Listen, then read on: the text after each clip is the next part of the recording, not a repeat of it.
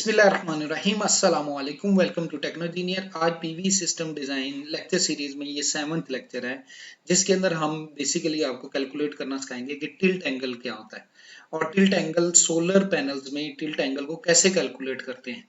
अब इसमें कुछ चीजें हैं जो बेसिक पैरामीटर्स में है, जिसमें हम सन की रेडिएशन, सन का एंगल किस तरह कैलकुलेट करते हैं और उसके बाद सोलर पैनल जिस जगह में पड़ा है उस जगह का टिल्ट एंगल कैसे कैलकुलेट करते हैं। तो सबसे पहले हमें ये चीज अंडरस्टैंड करना जरूरी है कि जो सोलर की रेडिएशन है इसमें जो स्पेक्ट्रम बनता है वो किस तरह का स्पेक्ट्रम बनता है। जो सोलर की रेडिएशन है इसमें अगर आप रेंज देखें तो ये बेसिकली वेवलेंथ के अकॉर्डिंगली देखें तो ये स्टार्ट होता है 250 नैनोमीटर से स्टार्ट होता है और 2500 नैनोमीटर तक जाता है। इस रेडिएशन पैटर्न के अंदर स्टार्ट होता है ये अल्ट्रावायलेट रे से, बीच में विजिबल लाइट आती है और उसके बाद इंफ्रारेड रेज आती है। जो विजिबल लाइट है अगर आप उसको स्पेसिफिकली देखें तो वो वहां पे पीक आती है। अब इसमें देखें तो दो कलर रिप्रेजेंट हो रहे हैं, एक येलो कलर है और एक रेड कलर है। येलो कलर ये वो वाला एरिया है जो एटमॉस्फेयर से ऊपर रेडिएशन हमारे पास अपीयर हो रही है, यानी कि जब हम अर्थ के एटमॉस्फेयर के अंदर आते हैं तो ये जो येलो कलर वाली रेडिएशन है ये फिल्टर आउट हो जाती है और ये रेड कलर वाली रेडिएशन आपके पास अपीयर होना शुरू हो जाती है। और ये रेड कलर की रेडिएशन बेसिकली वो रेडिएशन है जो हमारे सोलर पैनल पे पड़ती है। और इसमें भी स्पेसिफिकली अगर एनर्जी वाइज देखा जाए तो जो विजिबल लाइट की एनर्जी है ये वो एनर्जी है जो यूजफुल एनर्जी है जिसके बेस पे सोलर पैनल वर्क करता है। सही है ना। और जो अल्ट्रावायलेट है और इंफ्रारेड रेज है इनके अंदर इतनी कैपेबिलिटी नहीं है या एनर्जी नहीं है जो बेसिकली अर्थ के सरफेस पे मतलब कि एनर्जी प्रोड्यूस कर सके। तो अगर आप परसेंटेज के लिहाज से देखें जो अल्ट्रावायलेट रेज है ये ऑलमोस्ट 7% है, विजिबल लाइट 47% है और इंफ्रारेड 46% है।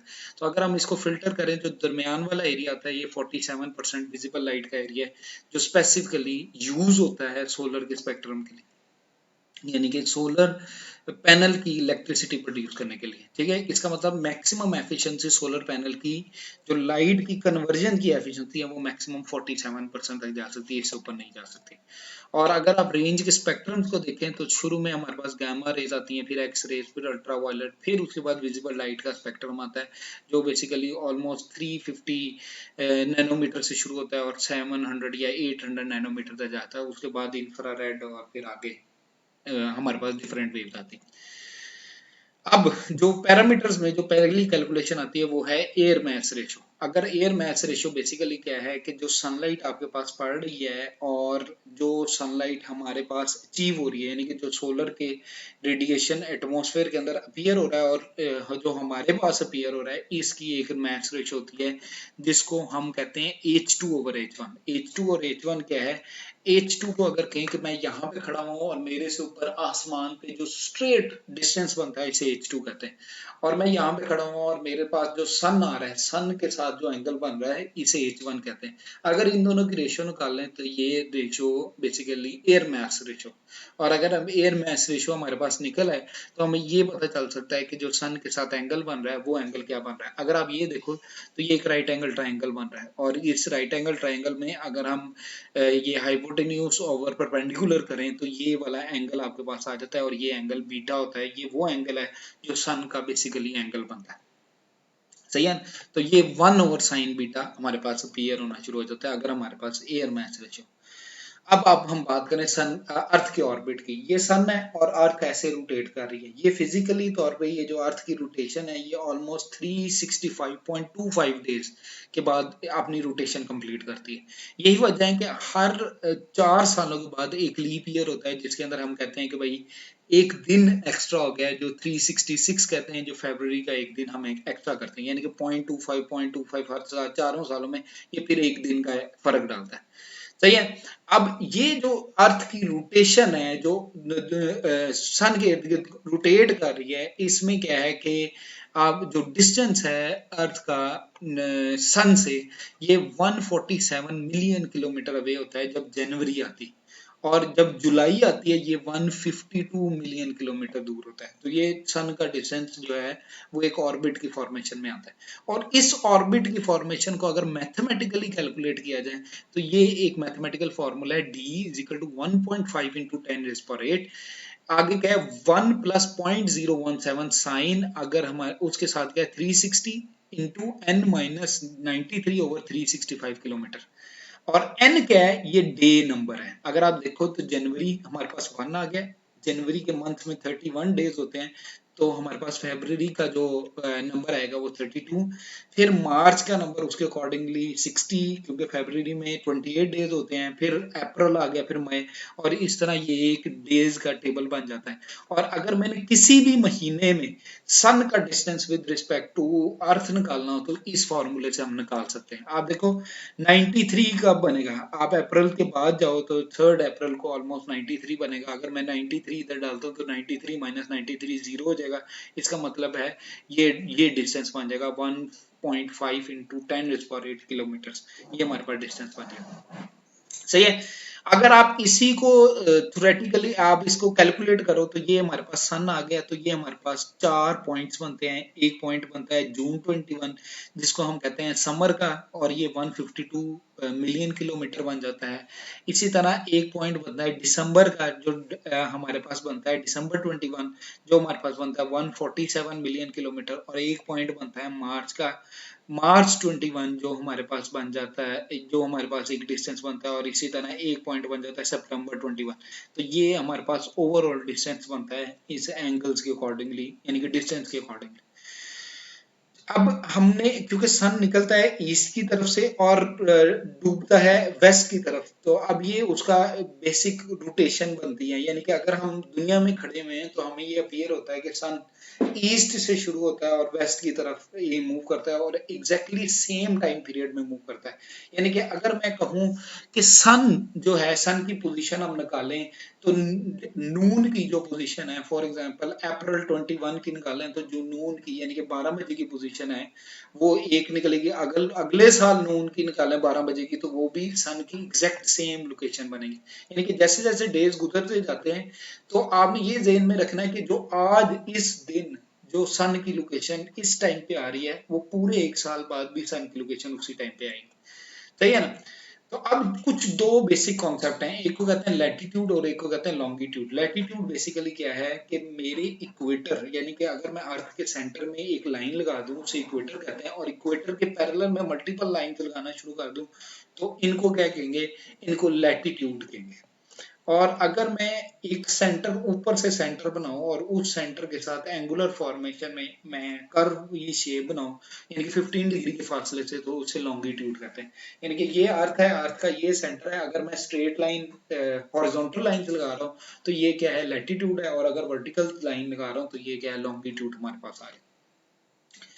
फिर इसी तरह अगर मैं कहता हूं कि ये मेरा इक्वेटर है और इक्वेटर के जो ऊपर वाली लाइन है उस लाइन के अंदर जो हम डिस्टेंस को निकालें, जो एंगल बनता है वो 23.45 डिग्री बनता है।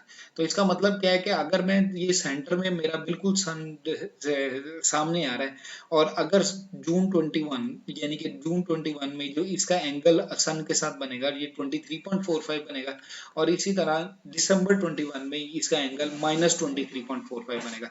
और ये मैक्सिमम दो एंगल्स हैं, मैक्सिमम पीक और मिनिमम पीक। यानी कि मैक्सिमम पीक का मतलब है ये 23.45 ये मैक्सिमम एंगल बन जाएगा, और -23.45 मिनिमम एंगल बनेगा। यानी कि पूरे साल के जितने भी एंगल बनेंगे इन दोनों के दरमियान में होंगे। तो जो सन का एंगल जो भी हम निकालेंगे वो डेल्टा की फॉर्मेशन में निकलेगा। अब इस एंगल्स को अगर आप देखें तो ये हमारे पास एंगल बनता है कि भाई जनवरी में ये 20.1 है, फरवरी में 11.2 है, मार्च में 0 आ जाता है, और ये पूरे एंगल्स बन जाते हैं। ये according to the mathematical calculation ये एंगल्स बन जाते हैं। इसका मतलब मैक्सिमम एंगल +23.45 है और मिनिमम एंगल -23.45 है, और ये उसकी मैथमेटिकल कैलकुलेशन है। यानी कि डेल्टा की कैलकुलेशन क्या है, 23.45 साइन 360/365 n-81, और n उसी तरह ही है जिस तरह नंबर ऑफ डेज है। यानी कि जनवरी 1 के लिए ये 1 है, फिर उसके बाद फरवरी के लिए ऑटोमेटिकली 32 हो जाएगा, फिर मार्च के लिए 60 हो जाएगा, उस तरह ग्रेजुअली ये इंक्रीज करेगा। तो ये हमारे पास एंगल क्या है डेल्टा की फॉर्मेशन में, कि जिस भी जगह पे हम हैं उसके अकॉर्डिंगली मंथ और डे के अकॉर्डिंगली हम एंगल निकालें तो ये डेल्टा हमारे पास बन जाएगा। सही है ना। अब यहाँ पे आया कि भाई जब हमारे पास लैटिट्यूड आ जाता है, हमें कोई स्पेसिफिकली थोड़ी पता है कि हम एग्जैक्टली इक्वेटर के साथ बैठे हुए हैं। अब लैटिट्यूड में किसी भी पॉइंट पे आ गए, फॉर एग्जांपल इस पॉइंट पे आ गए, तो अब इस पॉइंट के अकॉर्डिंगली ये लैटिट्यूड आ गया, उस लैटिट्यूड के अकॉर्डिंगली जब मैं एंगल निकालूंगा तो इसी के अकॉर्डिंगली, इसी पॉइंट के अकॉर्डिंगली +23 जून का बनेगा और -23.45 दिसंबर का बन जाएगा। सही है ना। तो जो बेसिक फॉर्मूला क्या बनेगा कि लैटिट्यूड क्यों क्या आ गया, तो हमने क्या किया भाई बीटा इज इक्वल टू, यानी कि एंगल क्या बनेगा 90 माइनस एल, यानी कि लैटिट्यूड का एंगल प्लस डेल्टा। तो यानी कि वो 90 डिग्री अगर प्लस डेल्टा डायरेक्टली करते तो इसका मतलब इक्वेटर यानी कि लैटिट्यूड 0 पे था। अब लैटिट्यूड जितना ऊपर जाएगा उसके अकॉर्डिंगली माइनस लैटिट्यूड करके हम डेल्टा को निकाल सकते हैं। तो ये आप देखो कि भाई ये पहले हमने लैटिट्यूड के पॉइंट निकाला, लैटिट्यूड के पॉइंट के अकॉर्डिंगली फिर हमने जब डेल्टा निकाला, तो ये भाई लैटिट्यूड के पॉइंट्स के अकॉर्डिंगली आप देखो, तो यहाँ पे हम जब डेल्टा निकालेंगे तो ये डेल्टा अगर मैं अर्थ के अकॉर्डिंगली यहाँ पे टेंजेंट बनाऊं तो ये 90 डिग्री का बन जाता है। अब ये 90 डिग्री का जो टेंजेंट बना, इस टेंजेंट के अंदर आप देखो कि ये वाला जो एंगल है, यानी कि इस टेंजेंट से ये वाला एंगल ये बीटा है, और ये जो एंगल बन रहा है ये एल है, और ये जो सन का एंगल है वो डेल्टा है। तो हमारी जो मैथमेटिकल कैलकुलेशन बनती है वो क्या बनती है, बीटा, यानी कि जो बीटा हमने निकाला 90 माइनस एल प्लस डेल्टा, यानी कि बीटा जो हमारे पास निकलेगा ये बीटा है वो 90 माइनस एल प्लस डेल्टा करेंगे तो ये बीटा निकलेगा। क्लियर हो रही बात। यानी कि मैं इसको अगर इस तरह पॉइंटर से करूं तो ये देखो ये 90 डिग्री, ये 90 डिग्री है, तो 90 डिग्री, ये 90 डिग्री है ना, यानी कि ये इस लाइन और इस लाइन के दरमियान में ये यहाँ पे ये 90 डिग्री। तो अगर मैं कहूँ 90 माइनस एल, 90 माइनस एल करेंगे तो ये वाला एंगल निकल आएगा, यहाँ पे ये पॉइंट निकल आएगा, ये पॉइंट निकला, और उसके अंदर डेल्टा अगर ऐड करें, डेल्टा ऐड किया तो ये पॉइंट निकलेगा, और ये पॉइंट बेसिकली क्या है, बीटा। सही है ना। तो ये इधर से हम बीटा निकालेंगे। तो अब यहाँ पे एक एग्जांपल देखो, क्या है भाई हमारे पास tilt angle of a PV module, find the optimum tilt angle for south facing photovoltaic in Tucson, और लैटिट्यूड क्या है 32.1 एट द सोलर नून। सही है ना। अब ये चीज आपने देखनी है कि जब हम सोलर पैनल लगाते हैं तो सोलर पैनल का जो मुंह है वो हमेशा हम साउथ की तरफ करते हैं। देखो हमारा सूरज निकलना है ईस्ट की तरफ और डूबना है वेस्ट की तरफ। अगर मैं सोलर पैनल ईस्ट की तरफ लगा दूं तो ईस्ट के टाइम तो सोलर पैनल को बहुत अच्छी रोशनी आएगी, जैसे वो एक एंगल क्रॉस करेगा तो फिर इसके पास रोशनी नहीं आएगी। इसी तरह अगर मैं पैनल वेस्ट की तरफ लगा दूं तो सोलर पैनल ईस्ट से निकलेगा, जब वेस्ट की तरफ आएगा तब रोशनी आएगी। लेकिन अगर मैं सोलर पैनल साउथ की तरफ लगा दूं तो ईस्ट और वेस्ट दोनों साइडों पे इसको रोशनी पड़ेगी। अब यहाँ पे तो एडवांटेज ये है कि हमने साउथ की तरफ किया है, लेकिन जो सोलर पैनल का जमीन से एंगल बन रहा है, यानी कि अगर मैं ये कहूं तो ये जो एंगल बन रहा है सोलर पैनल का, इस एंगल को हम कहते हैं टिल्ट एंगल। ये टिल्ट एंगल अब हमने कैलकुलेट करना है। तो टिल्ट एंगल कैसे निकलेगा, सबसे पहले हम निकालेंगे डेल्टा। तो डेल्टा के फॉर्मूले में 365 n माइनस 81, और n माइनस 81 में अगर हम मार्च 1 का n डालें, यानी कि मार्च 1 पे n क्या था वो 60 बनता है, तो ये हमारे पास निकल गया डेल्टा। डेल्टा निकला, और हमें लैटिट्यूड का पता था तो लैटिट्यूड बीटा निकलेगा 90 माइनस एल प्लस डेल्टा, तो ये हमारे पास बीटा निकला है। और जब बीटा हमारे पास निकला है तो टिल्ट एंगल बेसिकली क्या है, 90 माइनस बीटा करेंगे तो टिल्ट एंगल निकला। तो इस केस में ये जो टिल्ट एंगल निकला वो 40.4 निकला। क्लियर हो रही बात। तो ये हमारे पास टिल्ट एंगल आ जाता है। सही है। अब ये जो टिल्ट एंगल है ये बेसिकली लोकेशन डिपेंडेंट है कि जितना लैटिट्यूड है उसके अकॉर्डिंगली ये टिल्ट एंगल आता है। और अब हमने ये चीज देखनी है कि जो हमारे पास एजीम्यूथ एंगल है, यानी कि किस डायरेक्शन में हम अपने पैनल को रखें, वो डायरेक्शन हमें निकालनी पड़ती है। सही है ना। उस डायरेक्शन से पहले हमें ये पता चलना चाहिए कि जो सोलर की वैल्यू है किस टाइम पे कहाँ पे सोलर हमारा लाई करता है, यानी कि हमारी बेस कैलकुलेशन तो नून की है, लेकिन अगर नून से पहले 11 बजे का एंगल निकालना है या नून के बाद 1 बजे का एंगल निकालना है तो फिर कैसे निकालेंगे। तो वो नून से पहले और बाद वाले एंगल को अगर हम मैथमेटिकली करें तो हम स्पेसिफिकली हम कहते हैं कि हर घंटा जो है वो 15 डिग्री का डिफरेंस निकलता है। ये जो 15 डिग्री का डिफरेंस है, जिस तरह हम कहते हैं कि भाई 11 बजे, इसका मतलब नून से 15 डिग्री पहले की बात, और अगर हम बात करते हैं 2 बजे, इसका मतलब है नून से 2 घंटे बाद, यानी कि -30 डिग्री, यानी कि 2 घंटे के फर्क से। तो अगर हम उसकी बेस पे कैलकुलेशन करें तो जो बेसिक कैलकुलेशन बनती है वो sine beta is equal to cos L, cos delta, cos H और एच बेसिकली आवर्स हैं, और साइन डेल्टा, या इसको सिंपल करें तो ये बेसिक फार्मूला बन जाता है। और ये जो फार्मूला बना, ये जो फाई, ये बेसिकली एजीम्यूथ एंगल है।